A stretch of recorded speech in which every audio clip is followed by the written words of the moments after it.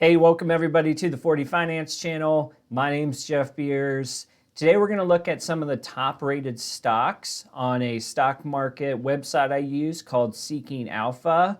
Seeking Alpha is a pretty cool site in the sense that there's a lot of community writers who do their opinions on certain stocks, but it also has quant formulas, general statistics, and valuation metrics, a lot of different pieces to Seeking Alpha. So just for fun and to try to get me to cover more stocks, more stock names than the normal ones that I traditionally do, I thought I'd pick some of the top rated ones from over there, and I'll just give you my quick opinion on each one. Reminder, as always, that my stock picks and projections are just my opinion for your entertainment. Please make sure you do your own research before investing. And if you like stock market analysis like this, please subscribe to the 40 Finance channel. Give this video a like. Thank you to everybody for your support. All right, so here we are, the Seeking Alpha website.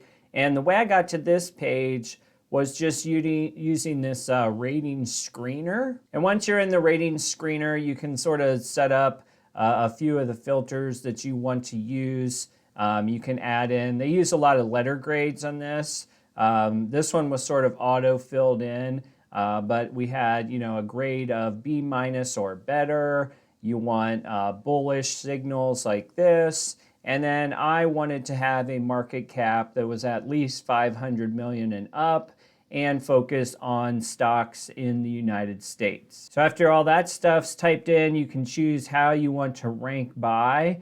I chose the Wall Street analyst rating, but you can also do the Seeking Alpha automated quant rating. It doesn't really matter what you're looking for, or what I was looking for rather, was to look for as many stocks as I could find that had multiple dark green boxes. So kind of like these that you see here.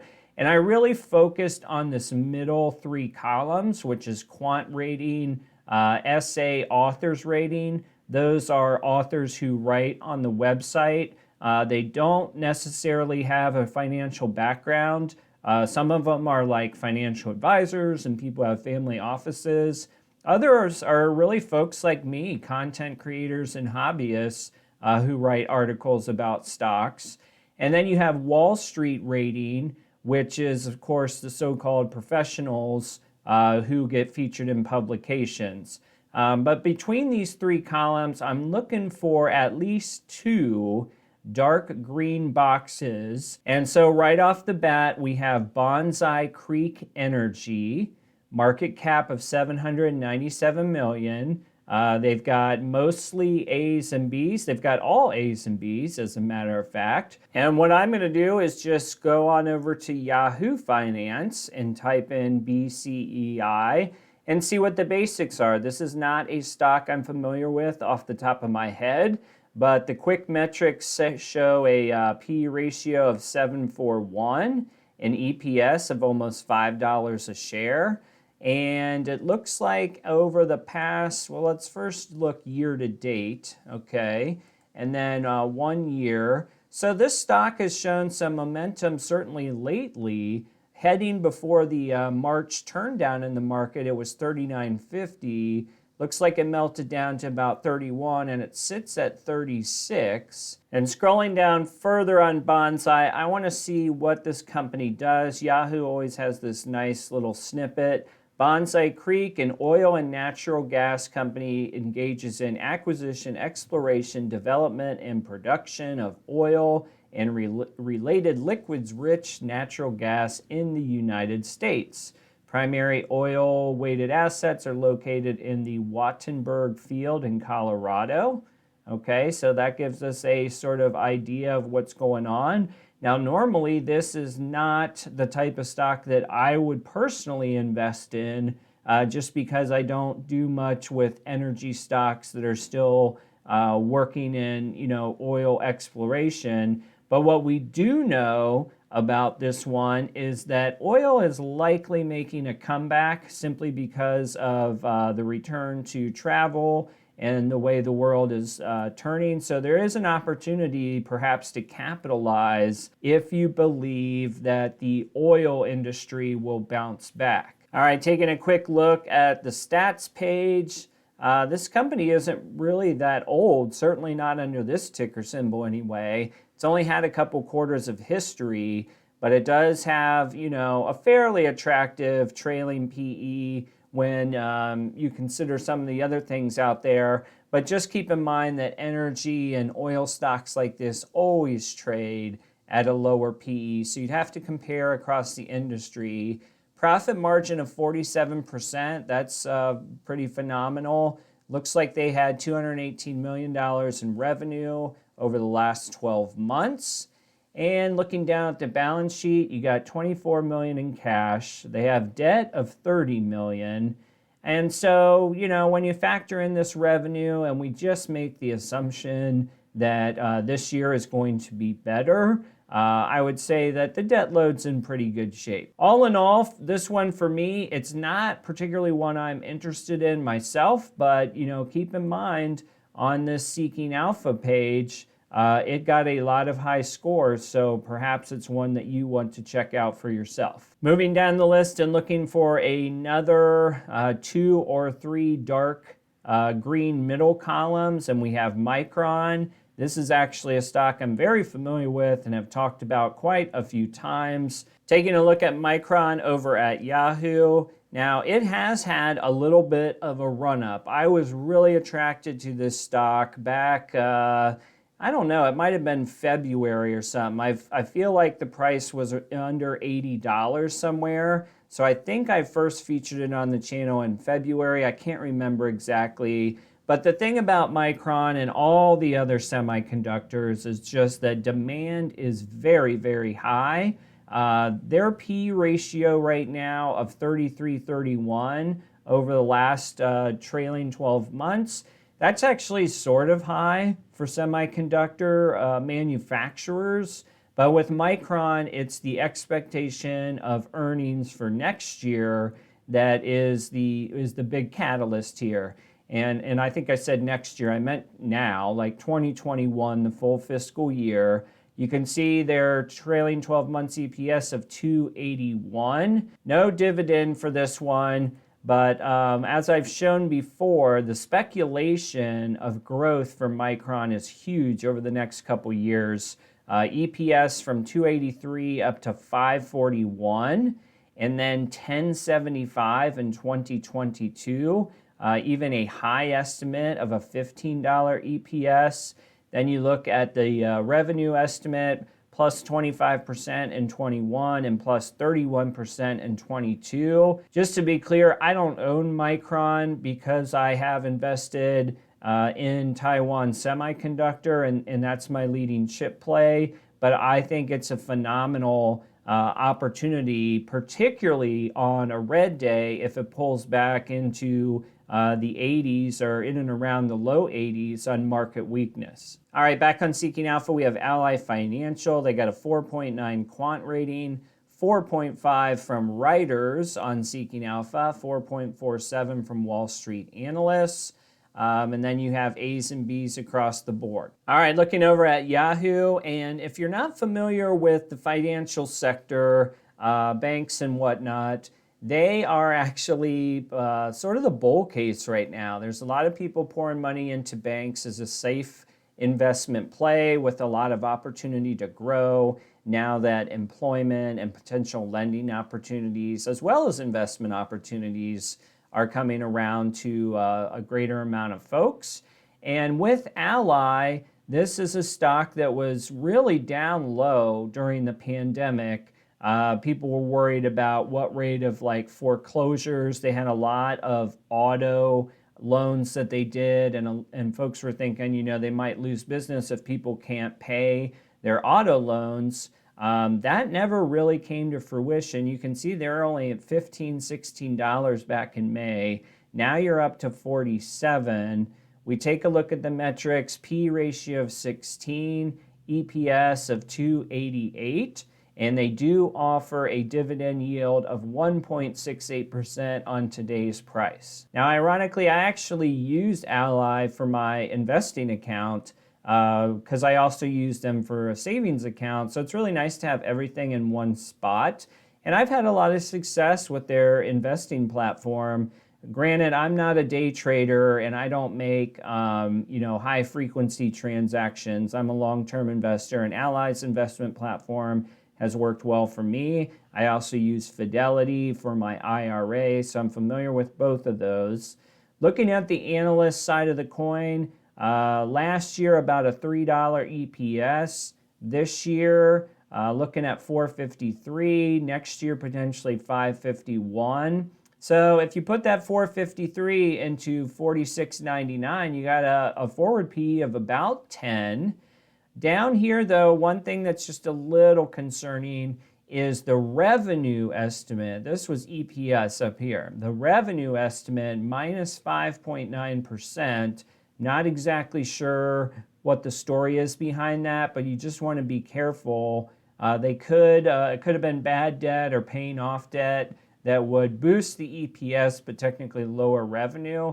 I'm not sure, so check it out on your own. But then next year in 22, projecting a 6.4% increase. Overall, for me, I like Ally Bank, and I think the stock looks decent. However, I'm putting all of my bank type investment money into PayPal and Square. I just think that while those two are not banks in the traditional sense, they offer more upside in the fintech world than a traditional bank, even though Ally does offer the dividend as well. All right, back at Seeking Alpha, scroll down to look for at least two green blocks. Looks like Vici Properties.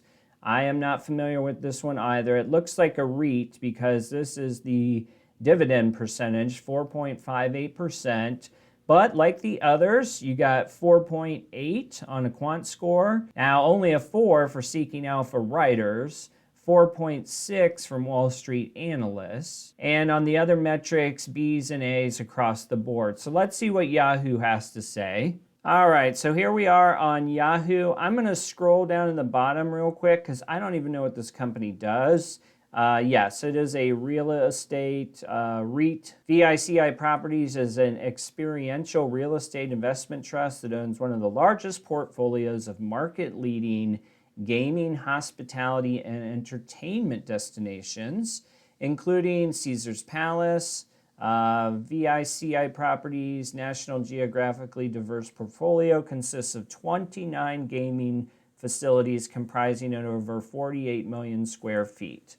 Okay, so this looks like a REIT that is actually focused on casino-type real estate, so that's very intriguing. So let's take a look at what's going on the metrics. You've got a P ratio of 16, which again, in REIT land, a 16 PE, while that's good, certainly compared to a tech stock, these are also valued a little bit differently, so don't get too excited by the 16. EPS of $1.75, and then of course the dividend is a big part of the investment here, 4.58%. And let's see if we can get a feel for why analysts are so excited about this one. There's not a lot on the EPS side. You go from $1.75 to $1.95 this year, then $2.03. Then on revenue, plus 20% and plus 10%. So that's pretty good. I'm sort of wondering too, with this casino play, if this is going to be an easy win simply because a lot of operators in the casino space, oh yeah, so this is a 5-year chart. So I'm wondering if a lot of casino operators maybe were not paying their bills and suddenly might be. This 5-year chart looks at February 10th of 2020. You're at $28.11. Obviously, the bottom fell out. My guess is they had a lot of concerns about paying the bills through this stretch. But now you're right about par here on March 29th for Vici. And I guess the question is, do you think that the company is fully operational again and that the tourism crowds will substantiate the revenue that they expect from their properties? As for me on this one, I do like the evolution. of sportsbook gambling in the United States, but I'm not going to invest in this as a standalone ticker for myself. I'm happy making my place with DraftKings on the gambling front, and then over in my SEP IRA, I have a Vanguard REIT, which is, plenty of exposure that I need to real estate at this point. All right, back at Seeking Alpha. Next up, it looks like Vista Outdoor. And believe it or not, this is going to be our last one. Only Vista Outdoor remains in terms of companies that had two dark green positive ratings across the quant score, Seeking Alpha Authors, and Wall Street Raiders. All right, taking a look at Vista Outdoor, ticker symbol VSTO. And I thought this one was a REIT for outdoor billboards. I must have been thinking of a different company. This is actually a company that produces some outdoor sports and recreation equipment, including, let's just click on their website, stuff like guns and bicycles, things like that. I just clicked on their brands tab here, and you can see they've got binoculars, ammunition, bikes, looks like they have grills, golfing, and Camelback water bottles. So they've got a lot of different things. Our highly recognized brands include Federal Premium, Camelback, Bushnell, Remington, Bushnell Golf. Those are all the ones that I've ever heard of. But very interesting company. I don't think I've looked at it before. Going back over to Yahoo, checking our metrics here. We've got a P ratio of 33.42, an EPS of only $1. And let's see what we've been doing over the past year. Actually, I'm going to go 5 years because we had that interesting look on the casino company. If we go back to pre-pandemic, this thing was about $7, $7 to $9. It's had a run up into 32s now. And if we look at the analysis tab, last year EPS was 24 cents. This year's EPS is projected to go to $3.29, but then actually dip a little bit next year to $2.75. Now, $2.75 is still 10x what they did in 2020, but they are obviously expecting a huge boom here in 2021. When you look at the revenue estimate, 22.8%, followed by 4%. So let's see here. If we take 329 into 3273, that gives us a forward PE of about 10. So that could be good. I think the only thing that concerns me about Vista, without knowing the deep history of the company, is that you're playing a forward PE game here with 329. Actually, you probably want to factor this in 275 next year, or follow the investor reports and see if they can get this number raised a little bit. You hate to have a boom year in 2021, hang on to the stock, and then watch it go down in 2022. So this might be a swing trade of 6 to 7 months maybe, but if you're going to play that game, you've got to remember to get out before people start looking ahead to the EPS in 2022. All right, guys, so those were a couple of the top stocks from Seeking Alpha. Some new names in there, names that I have never looked at before, so hopefully a little variety for you as well. Let me know what you think about these stocks in the comments. And of course, if you enjoyed this video, please give me a like and subscribe. Thank you to everyone for all your support. We will see you on the next video.